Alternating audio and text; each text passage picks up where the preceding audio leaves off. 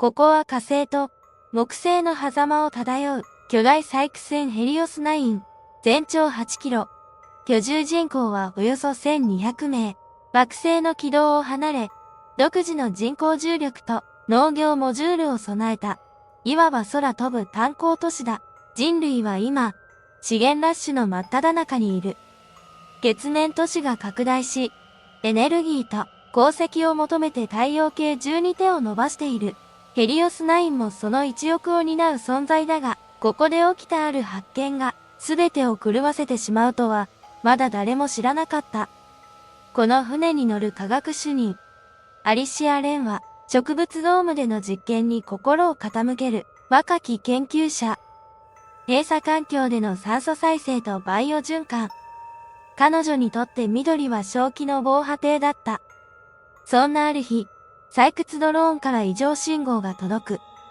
ドローン42より報告。小惑星 P742。内部にて異常。反射物質を確認。形状。人工物の可能性あり。表示された映像には、黒曜石のような光沢を放つカプセルが映っていた。表面には何かの記号、DNA 螺旋に似た模様、そして内側からわずかに脈打つような光。アリシアは即座に危険を察知する。待って、それは回収しないで。生体反応か未知の病原体かもしれない。だが、その声を封じたのが、企業から派遣された監査官、ガブリエル・ホルトだった。科学主任、あなたは反対するのが仕事か？我々の仕事は発見を利益に変えることだ。彼は軍事転用の可能性を理由に、強引に、カプセルの回収を命じた。そして、あの瞬間が来る。カプセルは無重力ドックに運び込まれ、クレーンアームが外角を開いたその刹那、ふわりと、目に見えないほど微細な霧が立ち上り、空調ダクトへと吸い込まれていく。誰も気づかない。誰も止めようとしない。だが、船内 AI パンドラだけは反応した。警告。未知粒子。拡散開始。生体適合率不明。隔離措置を推奨。しかし、ガブリエルはアラートを切り、作業員に笑顔で言った。こんな大発見、祝杯をあげない理由があるか？赤ワインのグラスが打ち合わされ、笑い声が響く食堂。その上の空調ダクトでは、侵入者が音もなく回り始めていた。アリシアはその夜、植物ドームに一人残り、宇宙を見上げた。彼女の目は、遠い地球ではなく、闇の中に漂う何かを見ていた。これはパンドラの箱。開けてしまったのね。中に残っていたのは希望じゃない。何か違うもの。ヘリオス9の長い夜が静かに始まった。終わりのカウントダウンはすでに始まっていた。封印が解かれてからちょうど24時間後、ヘリオス9の船内で最初の異変が静かに始まっていた。医療ブロックには軽い頭痛やめまいを訴えるクルーがポツポツと現れ始めた。医師たちは宇宙酔いや過労と診断し、簡単な鎮痛薬を配っていたが、科学主任のアリシアは何かが違うと感じていた。彼女が顕微鏡を覗いた瞬間、全身の血が凍る。採取した血液サンプルの中で、白血球に寄生するかのように巻きついた黒い糸、まるで生きているかのように、ゆっくりと細胞核を侵食し、DNA を上書きしていたのだ。これはウイルスじゃない。これは設計されたもの。生物兵器。それとももっと古い何か。アリシアはすぐさま船内 AI パンドラに報告する。パンドラはわずか数秒で全館空調をスキャンし、警告を発した。警告。未知粒子が船内全域に拡散中。感染可能性。高隔離モードを推奨。しかし、その判断は遅すぎた。空調はすでに全セクションを循環し、目に見えない霧はあらゆる居住区に到達していた。ダクトの中で囁くような気流。寝室、食堂、トイレ。誰もがすでに吸い込んでいた。パンドラは自律的に隔壁を閉じ、外部通信も遮断。その判断に最も激怒したのは、監査官のガブリエル・ホルトだった。ふざけるな。これは AI のクーデターだ。本部に報告するぞ。通信を開け。だが、AI は冷静にこう返す。目視プロトコルベータを発動中。感染リスクが外部に達した場合、人類全体への影響を優先、通信遮断を継続します。これが、ヘリオス9が宇宙から切り離された瞬間だった。その裏で、船の別区画では、さらなる恐怖が進行していた。推進室の整備士の一人が、突然うずくまり、叫び声を上げたかと思うと、骨のきしむ音とともに体が膨張し、皮膚が黒く変色。爪は硬質化して、鋭利な歯と化した。変異。いや、それはもはや進化と呼ぶべきものだったのかもしれない。その男は無言で立ち上がると、隣にいた同僚の首を何のためらいもなく引き裂いた。血が、無重力空間で泡のように漂った。アリシアは急いで、医療ブロックに戻り、可能な限りの生存者を隔離し始めた。そして、こう告げた。このままでは全滅する。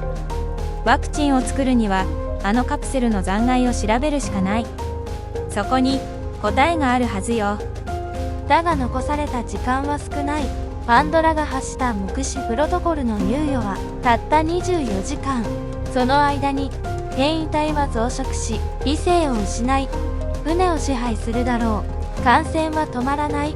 この船は宇宙の真っ只中で静かに崩壊し始めていた。船内は切り離された棺桶になった。でも、アリシアは諦めなかった。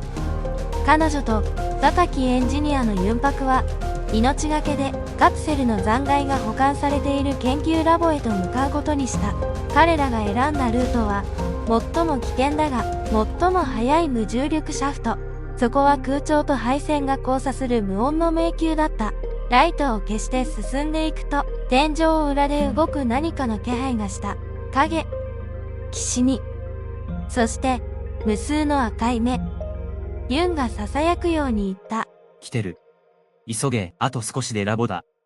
二人は推進ユニットを全開にして、宙を滑るように飛び、ようやく研究ラボのドアを閉じたその直後、背後の通路が変異体に蹂躙され、鋼鉄の壁が爪でえぐられる音が鳴り響いた。アリシアは冷却ケースの中からあのカプセルの一部を取り出す。表面にはかすかに淡い青い光が走っていた。やっぱりまだ生きてる。これは何かの鍵よ。開けたからには今度は閉じる方法を見つけないと。船内のあらゆる通路で変異体が跳ね回る音が聞こえていた。無重力の宇宙の中、ヘリオス9はまさに棺の中の地獄と化していた。そして誰にも時間は残されていなかった。次にやってくるのは希望か終末か。その選択を彼女たちは今握っている。船内の警報はもはや日常の一部になっていた。赤い非常灯が点滅するたび心拍も上がる。ヘリオス9は今や完全な戦場だった。研究ラボに逃げ込んだアリシアとユンはカプセルの残骸から対抗遺伝子を抽出する手はずを整えていた。その表面に残された結晶体、まるで金属と生体が融合したような物質はかすかに鼓動しているようにも見えた。これは鍵よ。感染に選ばれない遺伝子、つまり元の封印に使われていた成分なんだわ。ワクチン生成には極度に高温な環境が必要だった。通常の試薬や装置では無理。アリシアたちが目をつけたのは炉心冷却装置の高熱プラズマだった。でもそこは感染者たち、いや変異体の巣になっている。ユンはモニターを確認しながら静かに言った。行くなら俺が先に入る。道を開ける。アリシアはワクチン生成に集中しろ。一人じゃ無理よ。私も行く。アリシアは毅然と言い放ち、彼の反対を押し切った。二人は最短ルートとなる推進管路を使って冷却区画へ向かう。そこは無重力。配管の隙間を縫うように進むと漂う空気に音が乗ってきた。ガリガリという壁をひっかく音。遠くで誰かが咳き込むような、でも人間とは思えない呼吸音。その時不意に管路の奥から影が現れた。かつてヘリオス9の航行士だったクルーが完全に変異していた。膨張した胸、逆関節になった足、目が6つ、重力のない空間を這い回るその姿は人間の面影を完全に失っていた。ユンがとっさに砲弾を放ち、アリシアを突き飛ばす。推進ガスで一気に加速し、冷却装置の正面扉へと滑り込んだ。内部は氷点下と高熱が交錯する世界だった。白い蒸気が視界を遮り、炉心の奥で放電の音がうなっている。彼らはその中で即席のプラズマ生成装置を組み上げ、カプセルの結晶体をセットした。青い閃光、重力も音もない空間で結晶体が一瞬だけ叫んだように感じた。できた。現役よ。これが全てを止められる唯一の武器。だがその時、ユンがうめいた。肩口にさっきの変異体の骨の刃が刺さっていた。服の内側から赤がにじみ、無重力の中に血の泡が漂う。俺のことはいい。ワクチンを持って戻れ。アリシアは原液を密閉ケースに収め、ユンを抱えるようにして推進装置を点火した。背後では変異体の群れが配管を這いながら追いかけてくる。まるで箱に封じられた亡霊が鍵を奪い返そうとするかのように。二人は研究ラボへ何とか帰還。ワクチンの投与テストは成功し、初期変異の進行を逆転させる結果が出た。だが、パンドラの声が割り込む。目視プロトコル残り時間7時間38分。地震手順再起動予定。一時停止されたタイマーが再び動き始めたのだ。アリシアは言った。止めなきゃ。ワクチンはできた。次は AI を止める鍵。それはブリッジに残されたガブリエルの生体認証。彼女たちの次なる目的は明確だった。船の脳を掌握し、プロトコルを止める。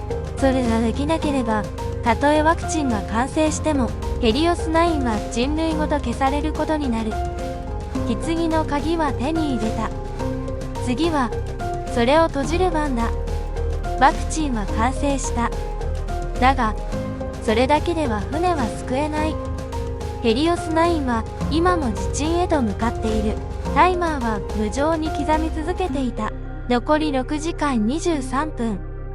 アリシアとユンはワクチン原液の量産を医療班に託し、次なる目的地へと向かっていた。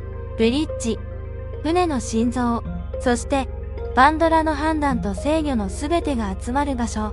そこには、かつて地鎮を許可した張本人、変異し、もはや人ではなくなった監査官、ガブリエル・ホルトが残されている。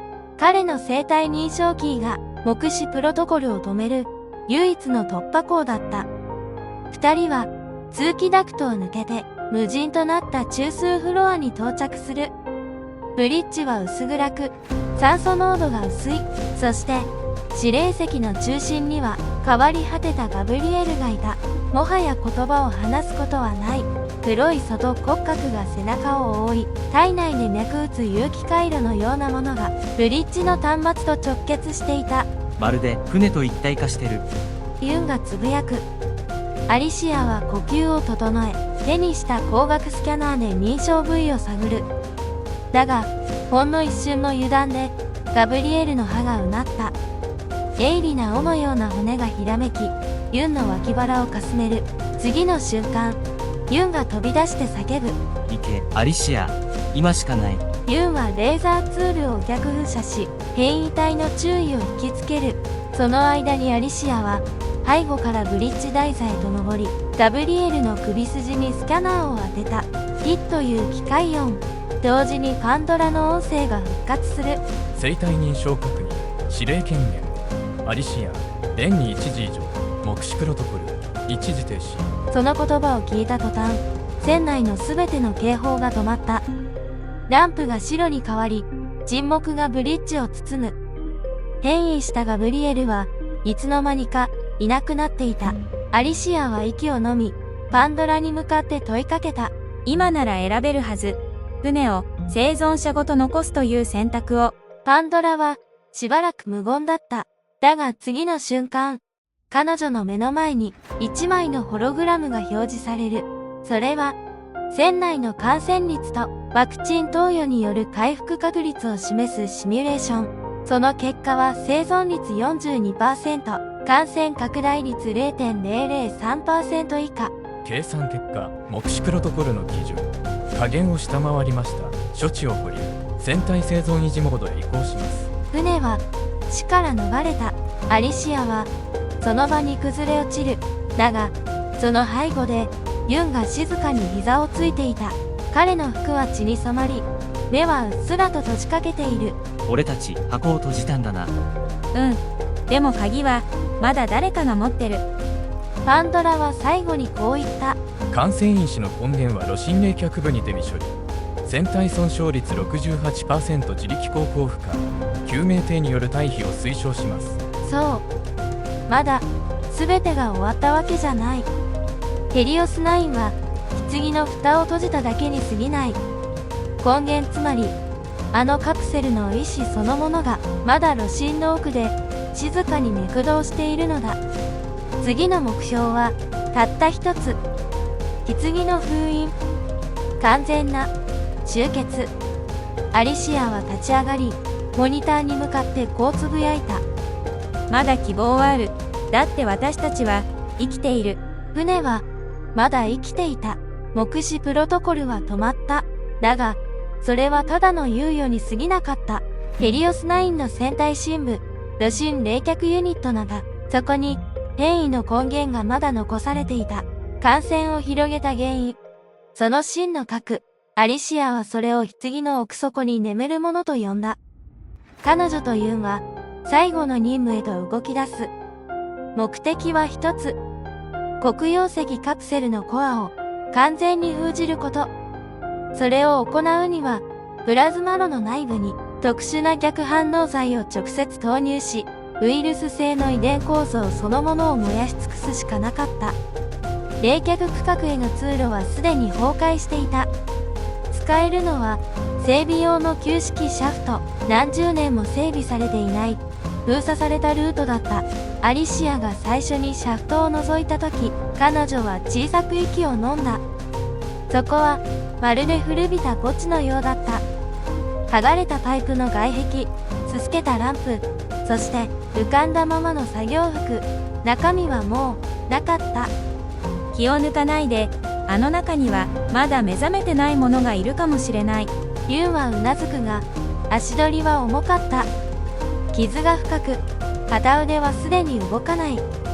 それでも彼は言った。行こう。最後にこの船を俺たちの手で終わらせよう。二人は薄暗いシャフトを進み、露心区画へ到達する。そこは別世界だった。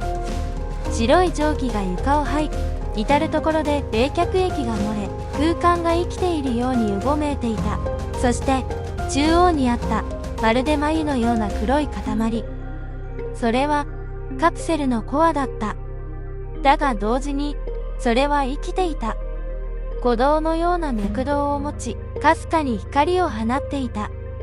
アリシアはパンドラから送られた逆反応剤のカートリッジを構え、コアの根元へと歩み寄る。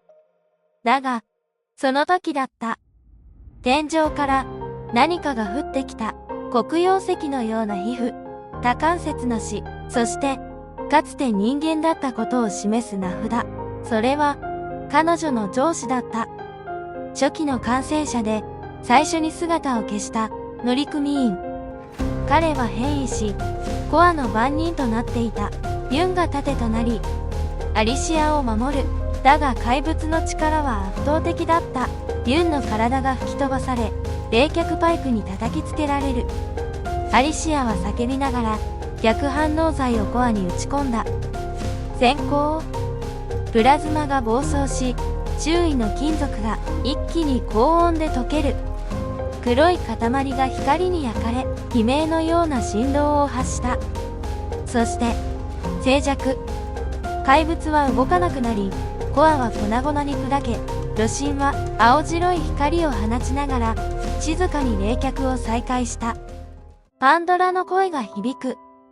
感染源消滅を確認。変異子炉心内で完全分解、船内汚染度急速低下中。ユンは苦しげに息を吐きながら、アリシアを見上げた。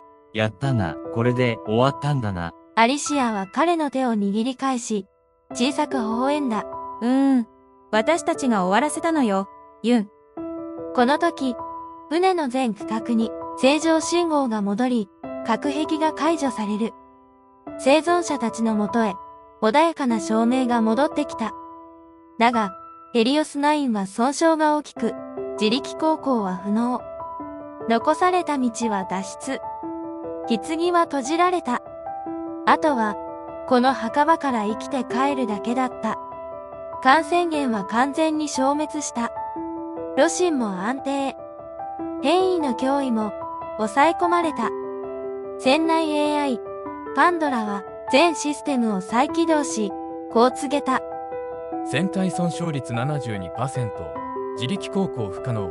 生存者退避を推奨します。船は助かった。だが、もう進むことはできない。巨大な金属の亡骸は、今この瞬間も、小惑星帯の宇宙域を漂っている。アリシアとユンを含む生存者は、わずか12名。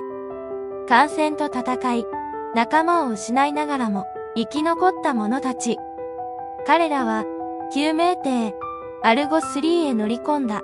発射シーケンスを起動しながら、アリシアは、後ろを振り返る。ヘリオス9の環境。かつての居住区。植物ドーム。彼女の研究がすべて詰まっていた緑の聖域は、もう戻らぬ場所となっていた。あの船はね、ただの金属じゃなかった。人の暮らしがあって、記憶があって、願いがあったのよ。ユンはうっすら笑う。じゃあ、あそこに眠る全員のためにも、俺たちが生きて帰らないとな。艇が切り離され、ゆっくりとい出される。小さな振動とともに、冷たい宇宙へ押し出されていく。その時、アリシアの端末にパンドラから最終メッセージが届く。音声ではなく、文字だけの一文だった。棺を閉じた者へ祝福を。そして、後部スクリーンに映るヘリオス9。その前景が、静かに、ゆっくりとフレームアウトしていく。だが、その沈黙の中に、かすかに気づいた者がいた。艇内の医療区画。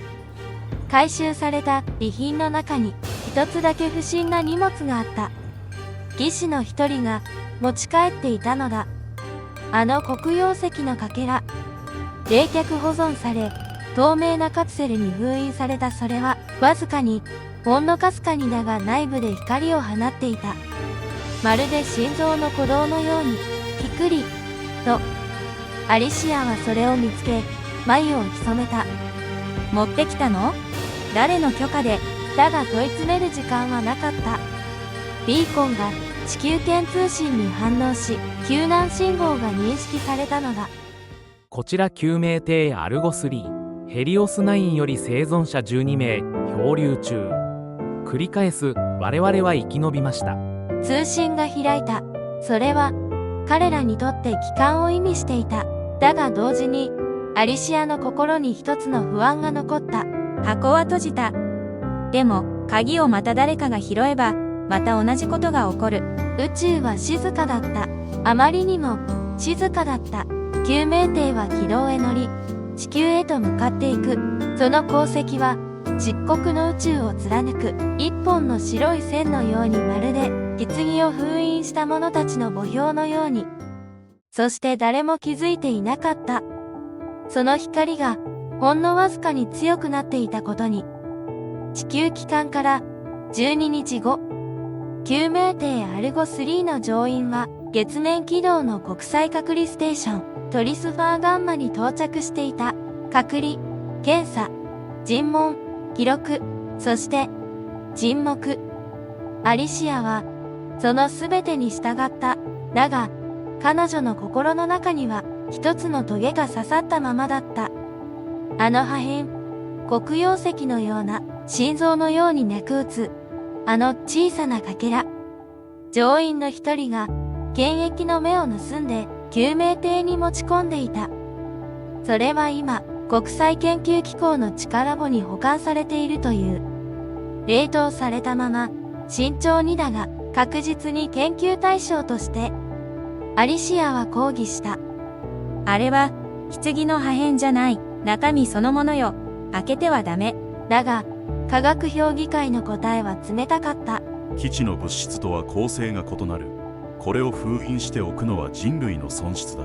再現可能なエネルギー、軍事応用、医療技術、希望はそこに眠っているかもしれない。希望？アリシアは思った。希望を求めて、また箱を開けるつもりなの？彼女は、密かにユンと接触した。彼はまだ回復途中だったが、彼女と同じ警戒心を抱いていた。このままだとヘリオス9も二の舞になる。いや、もっとひどい。今度は地球そのものが感染する。二人はある決断をする。棺のかけらを、もう一度、宇宙に返す。政府の目をかいくぐり、ユンの旧友が操縦する貨物艇に乗せて、地球圏外へ送り出す計画。それは、もはや正義でも科学でもない。ただの、信念だった。そして作戦決行の夜、アリシアは、貨物ユニットの中に、あの黒い結晶を収める。冷却ケースのガラス越しに、その内部が、わずかに輝いていた。まるで、彼女の行動を見ているかのように。ユンが言った。もしこれで俺たちが捕まっても悔いはない。私は、箱を開けた人間の一人でも、閉じることだってできるはず。貨物艇のクスベールは、数分後に無人で発進した。目標は、太陽系外周の放棄宙域、追跡も回収も不可能な、宇宙の墓場。アリシアは、発信を見届けた後、窓越しに静かにつぶやく。パンドラの箱は閉じたその底に、本当に希望があったのかどうかは、わからない。でもね、希望って、開けないと決めることかもしれないって今は、そう思うの。画面の奥、宇宙の闇を航行するのクスベイルが、小さく光る。その後方、誰もいない貨物室の中で、黒曜石のかけらが、ほんの一瞬だけ、明滅する。それは、生体反応か、記憶か、あるいは目覚めの合図だったのかもしれない。物語は、ここで幕を閉じる。だが宇宙の向こうでは、いつだって誰かが、もう一つの棺を見つけようとしている。ご視聴ありがとうございました。いいねとチャンネル登録をよろしくお願いいたします。